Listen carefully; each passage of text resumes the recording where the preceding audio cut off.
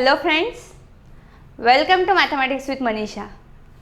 जो आज का वीडियो है उसमें हम एक थ्योरम लेने वाले हैं और प्रैक्टिस सेट 1.2 को भी स्टार्ट करने वाले हैं। लेकिन उसके पहले मैं आपको कुछ बताना चाहती हूँ।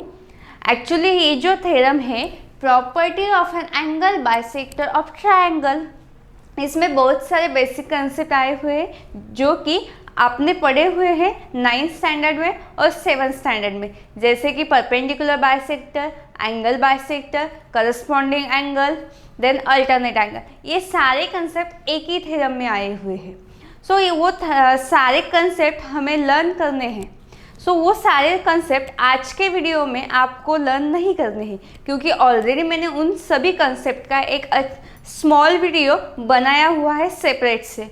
सो आपको आज का जो वीडियो है वो समझना है बहुत अच्छी तरह से। तो आपको पहले मेरा जो स्मॉल वीडियो है वो देखना पड़ेगा, क्योंकि आपको वो देखने के बाद ये जो प्रॉपर्टी है, ये जो थ्योरम है, वो आपको इजी होगा समझने के लिए। मतलब कोई भी दिक्कत नहीं तो वो सॉल्व हो जाएंगी, क्योंकि मैंने सारे कंसेप्ट डिटेल्स में ले लिए हैं। सो उस वीडियो की जो लिंक है, अगर आपको चाहिए होंगी तो ऊपर जो आई बटन है वहाँ पे भी है, और नीचे जो डिस्क्रिप्शन बॉक्स है, सभी को पता है डिस्क्रिप्शन बॉक्स, उस बॉक्स में मैंने लिंक प्रोवाइड की है आप सभी बच्चों के लिए। सो आप वहाँ से भी मेरा जो स्मॉल वीडियो है बेसिक कंसेप्ट का आप देख सकते हो। ओके, तो आज हम हमारे थ्योरम को स्टार्ट करते हैं। अभी थ्योरम देखो, मैंने यहाँ पे बोर्ड पे थ्योरम की जो डायग्राम है वो भी ड्रॉ की है, और जो थ्योरम है उसका स्टेटमेंट भी मैंने यहाँ पे ऑलरेडी लिखा हुआ है। सो मैं अभी इस थ्योरम को स्टार्ट करती हूँ पढ़ना।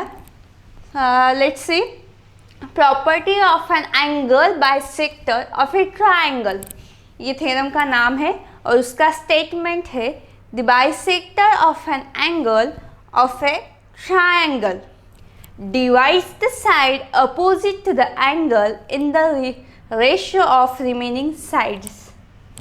क्या कहा है? The bisector of an angle।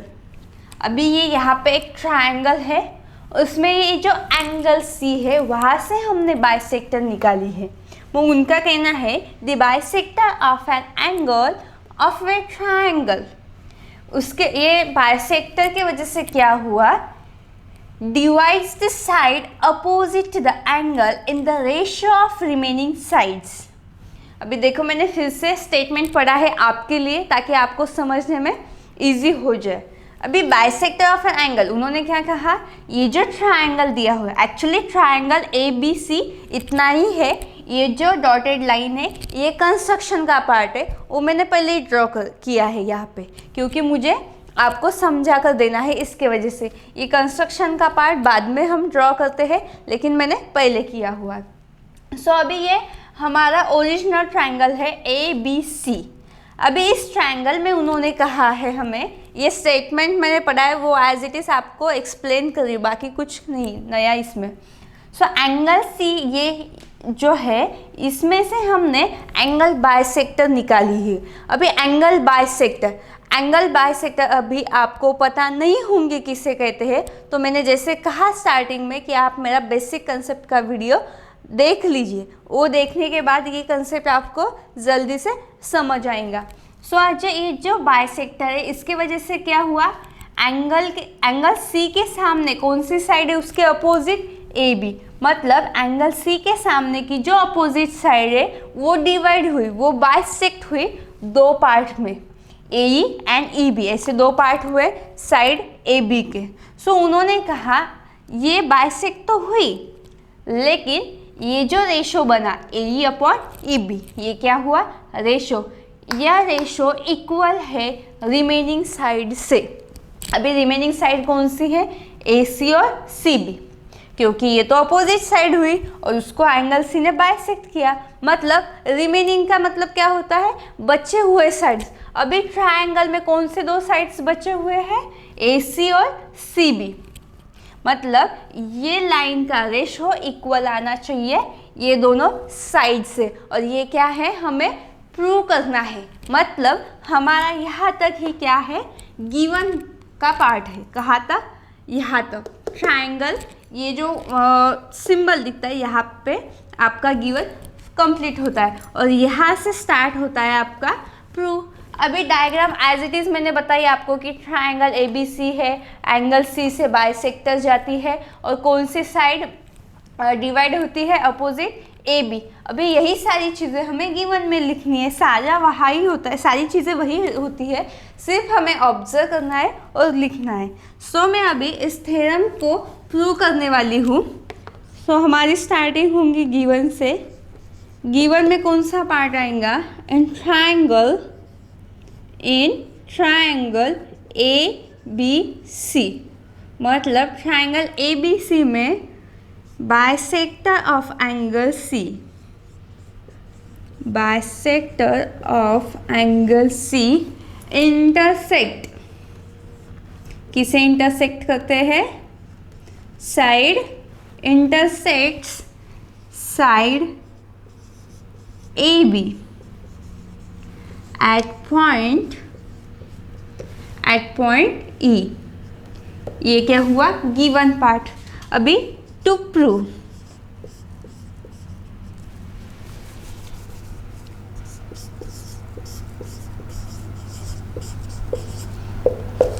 Proof क्या करना है? ये रेशो इक्वल दिखाना है रिमेनिंग साइड से। सो AE अपॉन EB, मतलब AE upon EB equals to किससे आएगा? CA upon CB। मैं CA भी ले सकती हूँ, अदरवाइज ACB। मैं यहाँ पे CA लेने वाली हूँ, लेकिन आप कोई भी ले सकते हो।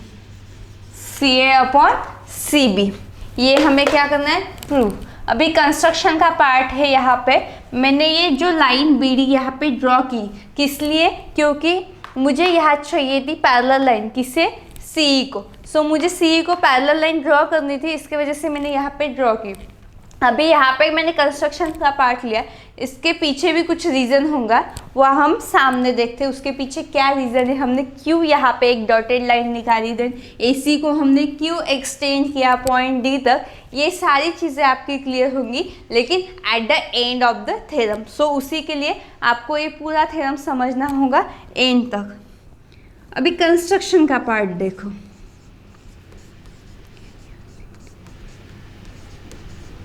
कंस्ट्रक्शन में उन्होंने क्या कहा हमें? कंस्ट्रक्शन में हमने क्या किया? एक लाइन ड्रॉ की है जो कि पैरेलल है CD को। फिर हम लिखेंगे draw a line parallel to C and which passes through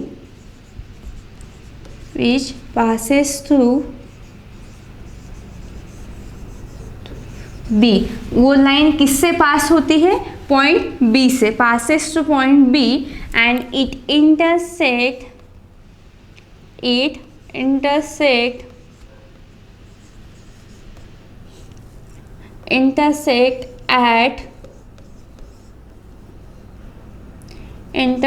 at point D। मतलब हमने ऐसी लाइन ड्रॉ की, वो इंटरसेक्ट हुई पॉइंट D को। कब? when we extend AC। मतलब जब हमने AC एक्सटेंड की तब वो इंटरसेक्ट हुई पॉइंट D को। अभी देखो यहाँ पे ये होगा कंस्ट्रक्शन का पार्ट। अभी हमें प्रूफ करना है ये रेशो। अभी ये रेशो मुझे प्रूफ करना है, उसके लिए मुझे क्या करना पड़ेगा? यहाँ पे ये जो एंगल है ये दोनों इक्वल दिखाने हैं। ये दोनों एंगल इक्वल है, इसकी डायरेक्शन ACE की, इसकी डायरेक्शन इस साइड में है और एंगल D की भी डायरेक्शन इस साइड में है। इसका मतलब C और D ये दोनों एंगल कैसे हुए? Corresponding angle. देन मुझे ये दोनों एंगल इक्वल दिखाने हैं। देखो यहाँ पे Z बन रहा है, ऐसा मिला, यहाँ पे Z मिला, इसका मतलब यहाँ पे कौन सा एंगल होगा? यहाँ पे एंगल फॉर्म होगा अल्टरनेट एंगल, और अल्टरनेट एंगल भी एक दूसरे को कैसे है, इक्वल। ये अल्टरनेट एंगल का कंसेप्ट भी मैंने मेरे बेसिक वीडियो में बताया हुआ है और हमने वहाँ पे लर्न किया है। अभी देखो ये दोनों एक दूसरे को इक्वल है और ये दोनों भी इक्वल है, और हम एंगल बाइसेक्टर का मतलब क्या होता है, एंगल बाइसेक्टर हुआ इसका मतलब वो जो ट्रायंगल है उसके दो पार्ट में, इक्वल पार्ट में क्या होता है, डिवाइड होता है वो ट्रायंगल। इसका मतलब ये दोनों एंगल एक दूसरे को कैसे है, इक्वल है। देन अभी ये एक दूसरे को इक्वल है, ये दोनों भी इक्वल है, इसका मतलब ये दोनों भी एक दूसरे को इक्वल है, मतलब ये चारों एंगल एक दूसरे को कैसे है, आपस में इक्वल है। अभी ये सारी चीज़ें मैंने इक्वल क्यों बताई, क्योंकि मुझे इन चीज़ों का सामने काम है, और वो काम क्या है हम सामने देखेंगे। सो अभी मैं यहाँ पर लिखती हूँ प्रूफ। प्रूफ में क्या आएगा, इन ट्रायंगल, अभी ट्रायंगल नहीं लेंगे, डायरेक्टली हम बोलेंगे यहाँ पे सी पैरेलल है बी डी को। सो मैं सी ए पैरेलल बोल सकती हूँ बी डी को। ये कहाँ से स्टेटमेंट लिया मैंने, फ्रॉम कंस्ट्रक्शन, क्योंकि कंस्ट्रक्शन में हमने कहा है। सो मैं यहाँ पे लिख सकती हूँ, मैंने ये लाइन लिखी है फ्रॉम कंस्ट्रक्शन, फ्रॉम कंस्ट्रक्शन। अभी सी ए पैरेलल है बी डी को, सो मैंने जैसे बताया ये दोनों एंगल एक दूसरे को कैसे है, इक्वल है। सो मैं यहाँ पे लिखती हूँ angle A C E, angle A C E equals to angle C D B, angle C D B. ये क्या हुआ, इक्वेशन नंबर 1। क्यों लिखा हमने ये इक्वल, क्योंकि ये कौन सा एंगल है, करस्पॉन्डिंग एंगल। ये कौन सा एंगल है, corresponding angle. Then angle E C B, E C B equals to, B C E भी बोल सकते हैं, और ए सी बी इक्वल है सी बी डी को, एंगल सी बी डी को। इसका रीजन अल्टरनेट एंगल है, क्या है, अल्टरनेट एंगल, और अल्टरनेट एंगल कैसे होते हैं, एक दूसरे को equal. Alternate angle C parallel to B D क्या है, C parallel to B D, और सी बी क्या हुई यहाँ पे, ट्रांसवर्सल। ट्रांसवर्सल ये जो वर्ड है ये भी मैंने सीखा, ये जो कंसेप्ट है ट्रांसवर्सल का ये भी मैंने मेरे बेसिक वीडियो में क्लियर किया हुआ है। सो अभी ये दोनों इक्वल है, सो इसके वजह से ये दोनों भी इक्वल है। Then again angle A C E equal to angle B C E और ई सी बी, और ये हो गए 3। यहाँ पे हम बट लिखेंगे। अभी देखो फ्रॉम इक्वेशन 1 2 3, ये तीनों इक्वेशन से हमें और एक इक्वेशन मिलता है, और वो कैसे होगा, उस इक्वेशन में ये दोनों एंगल मतलब बी और डी एक दूसरे को कैसे होंगे, इक्वल होंगे। देखो A C E equals to C B D, A C E का मतलब क्या होता है, ई सी बी। फिर मैं यहाँ पे ऐसे लिखती हूँ from equation 1 2 3, from equation 1 2 3 A C equals to C B D, और ए सी मतलब ही क्या है, इक्वल टू क्या है, ए सी बी, मतलब ए सी की जगह पे मैं ई सी बी लिख सकती हूँ। Angle E C B equals to angle C D B, C D B. अभी देखो ई सी बी का मतलब ही क्या है, एंगल सी बी डी, मतलब मैं यहाँ पे ये भी इक्वल दिखा सकती हूँ इसको, सी बी डी को। देखो एंगल बी और डी एक दूसरे को आपस में इक्वल आए। अभी आपस में ये दोनों एंगल इक्वल आए, इसके वजह, इसका मतलब अगर दो एंगल इक्वल है तो ये दो साइड भी एक दूसरे को कैसी होंगी, इक्वल। क्योंकि हमने लर्न किया है एक कंसेप्ट जो कि है आइसोसेलेस ट्रायंगल। अभी आप जब 7th स्टैंडर्ड में होंगे तब आपको स्केलर, आइसोसेलेस, इक्विलैटरल, ये 3 ट्रायंगल के बारे में आपने लर्न किया होगा 7th स्टैंडर्ड में। उसी में से ये कंसेप्ट है आइसोसेलेस ट्रायंगल। एक्चुअली मैंने बेसिक कंसेप्ट में ये टॉपिक नहीं सिखाया है क्योंकि ये सभी को पता है आइसोसेलेस किसे बोलते हैं, इक्विलैटरल किसे बोलते हैं और स्केलर। आइसोसेलेस का मतलब क्या, जिसके 2 साइड इक्वल है और 2 एंगल इक्वल है, उसको हम क्या बोल सकते हैं, आइसोस्केलस। स्केलर मतलब क्या है, जिसके तीनों भी साइड डिफरेंट है। इक्विलैटरल का मतलब क्या होता है, जिस ट्रायंगल के तीनों साइड इक्वल है उसे इक्विलैटरल। और आइसोसेलेस का मैंने जैसे बताया आपको, 2 एंगल इक्वल है, इसका मतलब दोनों साइड इक्वल है, 2 साइड इक्वल है, इसका मतलब ट्रायंगल CDB और BCD, कोई भी नाम दे सकते हैं, मैं यहाँ पे CD भी बोलती। सो इन ट्रायंगल CDB ये क्या हो गया, आइसोसेलेस ट्रायंगल। अभी मैंने ये दोनों साइड इक्वल क्यों दिखाई, क्योंकि मुझे ये दोनों साइड का काम है और मुझे सामने BPT जो थ्योरम है वो अप्लाई करना है। सो BPT थ्योरम अप्लाई करने के बाद वहाँ पे आता है CD। So CD equals to CB है। सो मैं CD रिमूव करूँगी और उसकी जगह पे CB लिखूँगी। CB क्यों लिखना है, क्योंकि हमें जो रेशो है सेम दिखाना, वहाँ पे CD की जगह CB चाहिए। इसकी वजह से देखो, अभी मैंने ये ओरली बताया आपको, मे बी आपको कंफ्यूज हो गए होंगे आप यहाँ पे। अभी यही सारी चीज़ें मैं आपको यहाँ पे प्रैक्टिकली दिखाती हूँ। देखो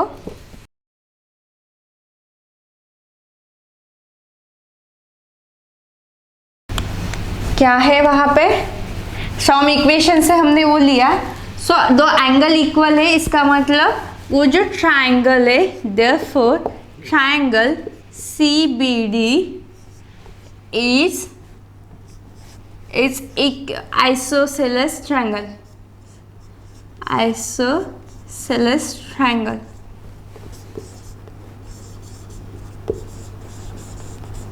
और ये दोनों साइड कॉन्ग्रुएंट है, इसका मतलब क्या है, इक्वल है। सो मैं इस यहाँ पे लिखती हूँ CB कॉन्ग्रुएंट टू CD, मतलब ही क्या, CB इक्वल है CD को। और ये क्या है, नंबर 4।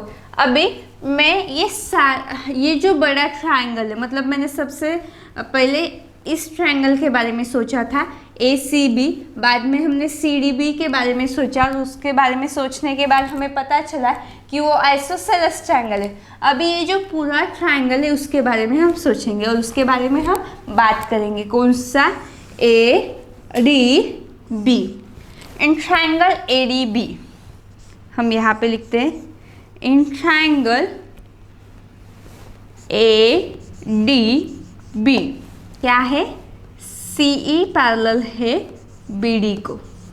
सो मैं यहाँ पे लिखती हूँ फ्रॉम BPT, मतलब क्या, from basic proportionality theorem. Basic proportionality theorem क्या कहता है, हमें जो एंगल है उसके दोनों साइड के जो हमने यहाँ पे C पैरेलल है BD को, इसका मतलब ये दोनों साइड के जो पार्ट है एक दूसरे को कैसे है, इक्वल है। मतलब ये रेशो एक दूसरे को कैसा है, इक्वल। मतलब होगा क्या, AC/CD और AE/CB होगा, AC/CD। फ्रॉम BPT से क्या होगा, हम यहाँ पे CA लेते थे, मतलब मैंने प्रूफ जब किया तो प्रूफ में मैंने CA ये वर्ड लिया है। सो इसके वजह से मैं यहाँ पे AC नहीं लूँगी, क्या लूँगी, CA/CD। CA/CD equals to AE/EB। AE/EB, लेकिन CA/CD चाहिए था, लेकिन यहाँ पे है CB, क्या आया हुआ है, CB। और AE/EB ये जो स्टेप है वो बराबर आई है, लेकिन यहाँ पे CB चाहिए, यहाँ पे मैंने CD लिखा। लेकिन आप यहाँ पे देखते हो फ्रॉम इक्वेशन 4 तो CB इक्वल्स टू CD है, मतलब CD की जगह पे मैं क्या ले सकती हूँ, CB ले सकती हूँ। देन मैं यहाँ पे लिखूँगी फ्रॉम इक्वेशन 4। इक्वेशन 4 से हम बोल सकते हैं यहाँ पे मैं आंसर लिखती हूँ CA upon CB equals to AE upon EB, और ये क्या होगा हमारा फाइनल आंसर। यही प्रूफ करना था हमें और हमने वो किया यहाँ पे प्रूफ, और ये होगा हमारा फाइनल आंसर। और यहाँ पे ये जो थ्योरम है property of an angle bisector of A triangle, ये प्रूफ हुआ। ओके, और ये यहाँ पे फिनिश भी हो चुका है। अभी आई होप आपको ये थ्योरम अंडरस्टैंड अच्छे से समझ आया होगा। अभी हम प्रैक्टिस सेट 1 को स्टार्ट करते हैं। प्रैक्टिस सेट 1.2 ये भी बहुत ही सिंपल है। आपने जो सारी चीज़ें लर्न की है मेरे अगले वीडियो में, जैसे कि प्रॉपर्टी, ये थ्योरम हमने सीखा एंगल बाइसेक्टर ऑफ ट्रायंगल का, देन बीपीटी हमने सीखा, कन्वर्स ऑफ बीपीटी, और इस एंगल का भी कन्वर्स है। जैसे कि बीपीटी का कन्वर्स है, सेम ऐसे ही इसका भी कन्वर्स हमें है। सो उसका सिर्फ स्टेटमेंट आया हुआ है पेपर में, वैसे वो पूछते नहीं है, लेकिन आप वो स्टेटमेंट लर्न करो क्योंकि एमसीक्यू में पूछा जा सकता है। सो ये जो सारे कंसेप्ट है उन्हीं पर बेस हमारा प्रैक्टिस सेट 1.2 है, पूरा है। सो उसको समझने के लिए आपको ये सारे कंसेप्ट अच्छे से समझने होंगे, और आपको वो सारे कंसेप्ट अच्छे से समझना होगा तो आप मेरे वीडियोस देख सकते हैं। उन सारे वीडियोस की जो लिंक है मैंने डिस्क्रिप्शन बॉक्स में दी हुई है। सो आप वहाँ जाकर वो सारे कंसेप्ट लर्न कर सकते हैं।